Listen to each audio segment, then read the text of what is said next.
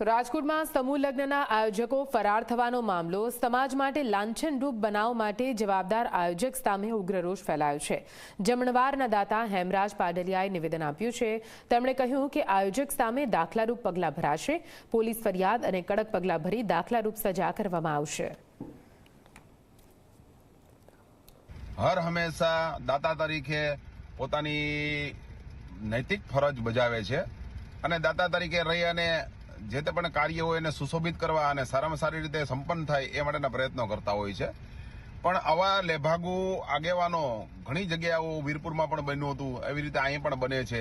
આવા લેભાગુ લોકો આવી અને વિશ્વાસમાં લઈ અને સમાજના હિતની વાતો કરી અને અમારી પાસેથી ફાળો લઈ જઈ અને આવા કાર્યક્રમો કરવાનો પ્રયત્ન કરતા હોય છે અને દાતા તરીકેની પોતાની નૈતિક ફરજ પણ બજાવી છે। આપણે જે એની અંદરમાં અમારા પ્રમુખ શ્રી લલિતભાઈ રાઠોડે જે પૈસાનું કીધું હતું એ આપણે સંઘ તરફથી એને પૈસા પણ આપણે પહોંચાડી દીધા હતા અને ચંદ્રેશ છત્રોલાએ આ જે કૃત્ય કર્યું છે એ ખૂબ જ નિંદનીય છે અને આવી રીતે સમાજના કોઈ પણ કાર્યોની અંદરમાં સમાજને સાથ દેવાને બદલે સમાજને આવી રીતે એક અવિશ્વસનીય કરી દીધો એવા કાર્ય ન કરવા જોઈએ અને એ હર હંમેશા એ દંડનીય હોય છે અને એને દંડ અમે આપશું અને અપાવશું જ।